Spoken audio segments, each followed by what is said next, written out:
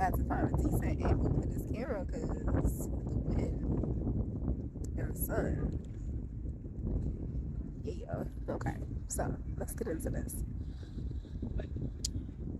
I'm in reflection, right? And I noticed that I've been seeing a lot more videos of people who are expressing the deep pains it feels to go at this sport alone and what it does to you emotionally, mentally, even physically. As you pick up physical ailments for being that painfully and deeply hurt.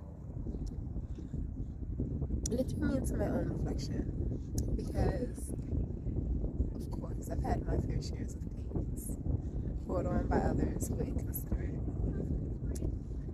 And sometimes I really do wonder what those people thought while they were committing to the pain. I truly feel like a lot of people go through life assuming what they did wasn't so bad, but never really understanding what they added to. Because that's what matters.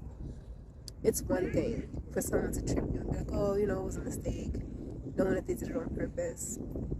It's another thing for them to know that that happened to you 15 times that day. And they were number 15. And not enough people take that type of time to be accountable for their hands in someone else's pain. Now, granted, there are many of us who, when they heal, they make healing through negativity look sexy. But still healing nonetheless. In my own case, I feel like a lot of people assumed that because I seem to have it all together, because I'm so great at bouncing back, at transmuting my pain, that it was never that bad. But if you really look at it from a different perspective, let's use Jonathan, right? I named Jonathan. And Jonathan came in contact with a lot of people who, because they assumed, oh, somebody else loves you, you'll be alright, they added to it and they just kept passing it on. So imagine Jonathan needs to be picked up from school and he has 15 people in his household. And the first person says, oh, I can't pick up Jonathan today, I got too much going on. And they pass it on to the next person. The next person says, oh, I can't afford to do this either, I'm not doing it. Passes it on to the next person. And it keeps going down until they get to number 15. And the 15th person just thinks, oh, well, Jonathan will figure it out. He figured out how to get home. Ain't no thing. Does Jonathan ever get picked up? No. Because everybody else assumed someone would figure it out and do it for them. Or someone else would be there for them so they didn't have to. And then the next question is, how did Jonathan feel? Knowing that everyone was okay with passing up on him. Knowing that no one was okay. No one cared to double check. Knowing that they assumed, you'll be alright, you're strong. Strong people don't need support. A lot of people don't know what that does to you. And they don't know how much they add to it when they choose the same standpoint. It's really sad to watch people walk through the world in pain, no way to heal, completely alone,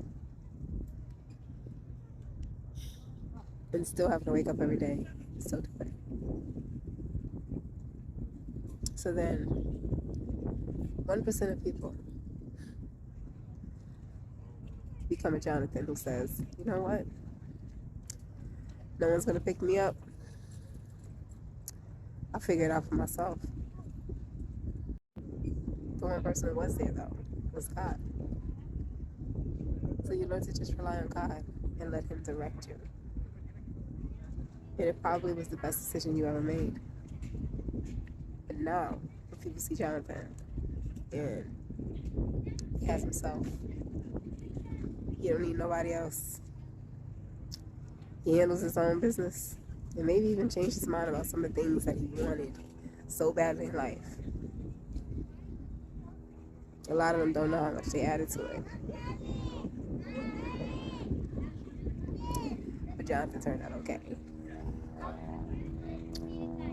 And I pray that anyone who's walking the path of Jonathan turns out to be amazing. But also know, you don't have to walk alone anymore.